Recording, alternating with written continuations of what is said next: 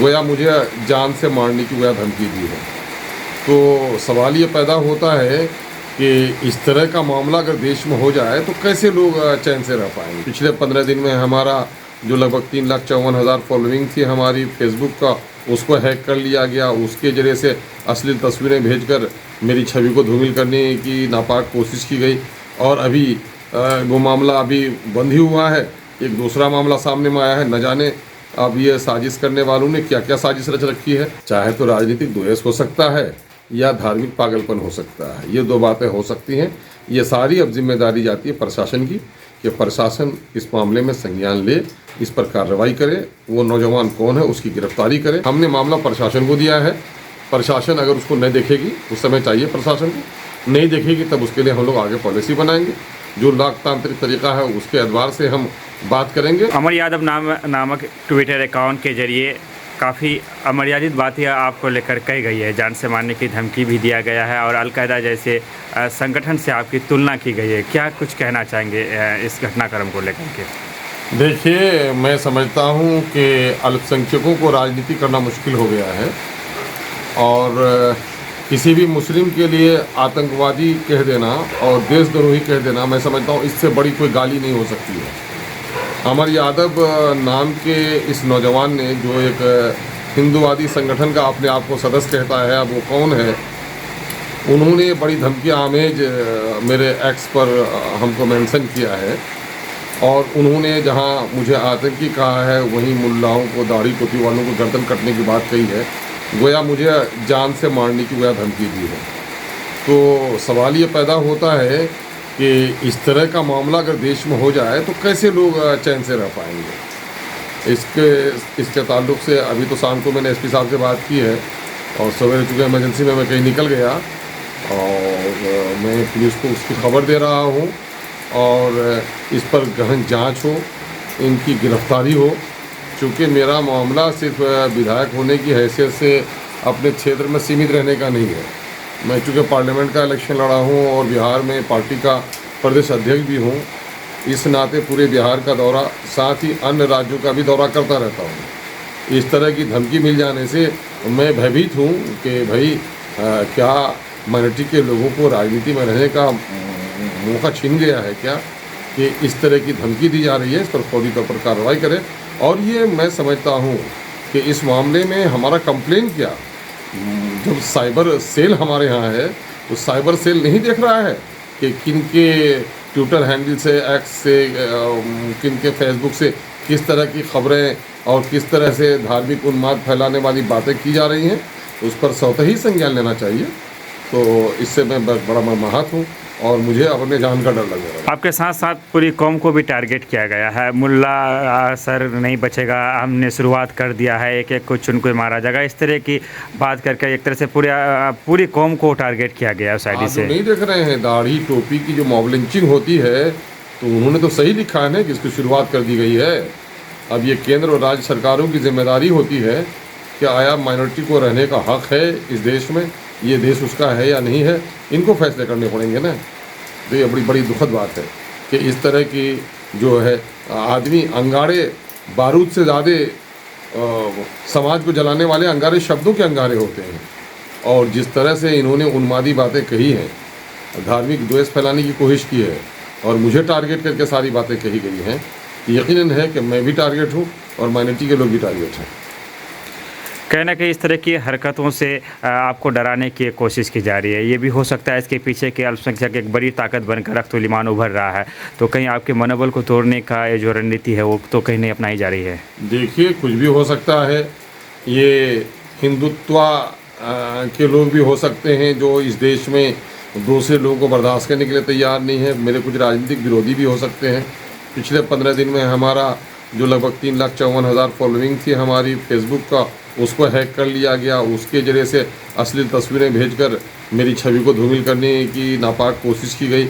और अभी वो मामला अभी बंद ही हुआ है, एक दूसरा मामला सामने में आया है। न जाने अब ये साजिश करने वालों ने क्या क्या साजिश रच रखी है मेरे खिलाफ़। मुझको तो लगता है इसमें हिंदुत्व के लोग भी हो सकते हैं और हमारे राजनीतिक विरोधी भी हो सकते हैं। इसके लिए आपने कोई लिखित सूचना कहीं पर किसी मैं से? आज ही एप्लीकेशन मुझे देना था, मैंने एप्लीकेशन ड्राफ्ट करके कुछ इमरजेंसी हो गया, मैं निकल गया।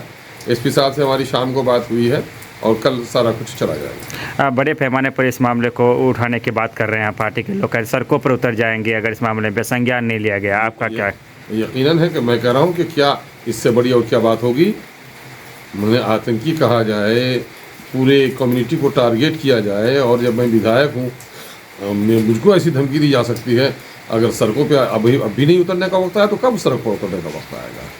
क्या जब गर्दन काट दी जाएगी तब लाशें उठेंगी क्या? कई ऐसे घटनाओं को हमने देखा, चाहे ट्रेन वाला जो हादसा था, जिस तरह से गोलियां चलाई गई थी, लोगों की जान ले ली गई। उसकी जो शुरुआत होती है इन्हीं शब्दों से एक तरह से आक्रोश फैलाया जा रहा है, इन्हीं उसी को नज़रिए से देखा जाए। जैसे मैंने अभी कहा आपको, बम बंदूक और बारूद से समाज उतना नहीं जला है जितना शब्दों से जला है। और ये तो सिर्फ घृणित शब्द ही नहीं है, बल्कि उन्होंने तो अमली तौर पर यह कहा कि इसकी शुरुआत कर दी गई है। इसके माने ये है कि अब तक जिन लोगों की मॉब लिंचिंग हो गई है, और इसके माने उसमें सम्मिलित लोगों उसी के संगठन के आदमी हैं। ये एक बहुत ही दुखद घटना घटा। 2 युवा जो बहादुरगढ़ विधानसभा से स्पॉट डेट कर गए सड़क दुर्घटना में। लगातार हो रही सड़क दुर्घटना को लेकर कुछ कहना मुनासिब समझेंगे? हाँ भाई, बड़ी दुखद बात है। 2 नौजवानों की मृत्यु हो गई है, तीसरा भी गंभीर है। मैं समझता हूँ कि बिहार में ट्रैफिक रूल का बड़ा वायलेशन हो रहा है, और बिहार सरकार को चाहिए कि ड्राइविंग लाइसेंस इतनी आसानी से लोगों को न दी जाए, और ज़रा भी कॉमन सिविक जो होता है वो भी नहीं, और तो ट्रैफिक सिविक तो और होनी चाहिए लोगों के दरमियान में। फास्ट गाड़ियां हैं और उसमें लोगों की जानें जा रही हैं, तो यकीन है कि समीक्षा का विषय है। और मैं पिछले दिनों से जो देख रहा हूँ किशनगंज ज़िला में, मैं नहीं समझता हूँ कि अन्य ज़िलों में इतनी दुर्घटनाएँ होती हैं। बिला वजह की भी मोटरसाइकिल, सड़कों पे भीड़ और आवाजाही, बहुत गैर ज़रूरी भी आवाजाही है। हम लोग अखलाकियात से जुड़े हुए हैं। जब आदमी कोई अपनी माँ के दवा के लिए जाए, कोई आदमी तालीम के लिए जाए, रोज़गार के लिए जाए, मर जाए तो वो शहीद भी हो सकता है। लेकिन ये सन भाई के बारात में जाने के लिए, और ये ख़रीदने के लिए, वो ख़रीदने के लिए, शादी की भीड़, बारात की भीड़, इसमें जो सबसे ज़्यादा ट्रैफिक हमारे यहाँ है, अननेसेसरी भी है कुछ, है ना। हम तो देखते हैं सुरजापुरी बेल्ट में हमारे नौजवानों का एक बड़ा तबका है। मैं नहीं समझता कि वो 30 दिन में 30 घंटा भी घर का काम करता होगा। हमारे नौजवानों को न जाने क्या हो गया है, गाड़ियाँ चलाएंगे, तेज़ चलाएंगे, ट्रैफिक सिविक का ख्याल नहीं रखेंगे, जहाँ चाहेंगे गाड़ियाँ रोक देंगे, हेडलाइट जला के गाड़ियाँ चलेंगे, आप मुड़ेंगे भी तो इंडिकेटर का इस्तेमाल नहीं करेंगे। ये सारी बातें हैं जिससे रोज़ ये घटनाएँ हो रही हैं। हाईवे में भी घटनाएं हो रही हैं। अच्छा, पुलिस वालों का मामला क्या है? पुलिस वालों को ये लगता है कि जिसकी जान जा रही है उसकी जान जा रही है। पुलिस की जब गाड़ी जा रही है तो सारे लोग रास्ता छोड़ देते हैं। आप देखेंगे कई चौक चौराहों पर लोगों ने दुकानें बिल्कुल एकदम सड़कों पे लाके खड़ी कर दी है। अब पुलिस जरा सा भी उसकी संज्ञान नहीं लेती। आया कि थानेदार उससे मंथली वसूल कर रहा है, तभी ऐसा कुछ करता होगा। पूरे ज़िला में देखिए आप, जहाँ भी चौक चौराहा है, लोगों के 10 बाई 10 फीट की अपनी दुकान है, और 16 फीट आगे में, 6 फीट 7 फीट 10 फीट आगे में कब्जा किए हुए हैं, और अननेसेसरी ट्रैफिक प्रॉब्लम होता है ना। तो ये तो मसला है कि ट्रैफिक रूल का बड़ा वायलेशन हो रहा है। कीमती जानें हमारी जा रही हैं। हम तो अपने नौजवानों से, जहाँ इन बच्चों के गम में मैं शरीक हूँ, अल्लाह इनको गनी के रहमत करे और इनके गुनाहों को माफ़ फरमाए, वहीं मैं अपने नौजवानों से और दूसरे लोगों से कहूँगा कि गाड़ी चलाते वक्त ज़रा सा ख्याल रखिए, और सड़कों पे चलते हुए अब सिर्फ अपना ही ख्याल मत रखिए, बल्कि अपनी गलती से नहीं, दूसरों की गलतियों से भी आप मारे जा सकते हैं। सड़कों पर बहुत ही होशियारी से चलने की ज़रूरत है, और हमारे प्रशासन को चाहिए कि ट्रैफिक रूल्स को मजबूती से उसका पालन करवाएं। हालांकि बिहार में दारू तो बंद है, लेकिन इन घटनाओं का होने के पीछे एक कारण ये भी हो सकता है कि जब गाड़ियाँ चलती, अगर अभी लारा चौक से सिंघिया तक आप सफ़र करेंगे तो जो बड़ी गाड़ियाँ चलती हैं उनकी रफ्तार उतना तेज़ होता है, जैसा लगता है कि कोई पागल गाड़ी में बैठा हो, सामने से कौन आ रहा है, जा रहा है। अगर प्रशासन थोड़ा सा रुक करके जो दारू रूपी के वो जो चेकिंग है अगर वो करे तो शायद कुछ हद तक रोका जा सकता है इन घटनाओं को। तौबा तौबा, किसने कहा कि बिहार में शराब पर पाबंदी है? हम लोग शराब पर पाबंदी के पगझर रहे हैं, लेकिन जो फैक्ट सामने में आया है, पूरे तौर पर सरकार खुद ही ये भ्रष्टाचार में लिप्त है। सरकार अपने सरकारी कर्मियों के जरिए से इस पे से अवैध वसूली करवा रही है। और पहले तो ये था के लाइसेंस दिया जाता था, दारू पीने की इजाज़त थी, तो कम से कम दारू के रेवेन्यू का पैसा सरकार के खाते में जाता था।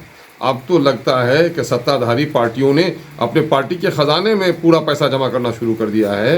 ये गुजरात से सीखा है इन लोगों ने कि शराब पर पाबंदी लगा दो, एक ऐसी लत है जो छूटेगी भी नहीं, और उसके ज़रिए से भ्रष्टाचार के जरिए से पैसे की वसूली होगी, सरकार में नहीं जाएगा, पार्टी के खाते में जाएगा, अब पार्टी उससे इलेक्शन लड़ेगी। यही काम ये बिहार सरकार करवा रही है इस वक्त। अमर यादव नामक जो आईडी से आपके खिलाफ इस तरह की बातें की गई है, क्या लगता है कोई पर्सनल खुंदस निकाला जा रहा है या फिर कोई राजनीतिक आपके दुश्मन होंगे, किसी को लेकर कोई शक, कोई इस तरह की जो आपको लग रहा हो? भाई मैं समझता हूँ कि दो बातें तो हो सकती हैं, चाहे तो राजनीतिक द्वेष हो सकता है या धार्मिक पागलपन हो सकता है। ये दो बातें हो सकती हैं। ये सारी अब जिम्मेदारी जाती है प्रशासन की कि प्रशासन इस मामले में संज्ञान ले, इस पर कार्रवाई करे, वो नौजवान कौन है उसकी गिरफ्तारी करे। आखिर जो एक्स को हैंडल करता है कोई तो है, कोई मैंने सुपर नेचुरल पावर तो नहीं है कि आके वो कर रहा होगा, कोई तो है इसके पीछे, उसको ढूंढ कर निकाले। अगर साइबर क्राइम को रोकने के लिए सक्षम नहीं है सरकार, तो फिर इंटरनेट बंद करना चाहिए इनको फिर डिजिटल इंडिया का ख्वाब नहीं देखना चाहिए। आप बैंकों में पैसे रखते हैं और साइबर ठगी आपकी हो जाती है, जब सिक्योरिटी नहीं लग सकती है बैंक हमारे पैसे का, तो उनको फिर नेट बैंकिंग बंद करना चाहिए। तो यहाँ पर मामला ऐसा है कि प्रीमेच्योर सारा काम होता है।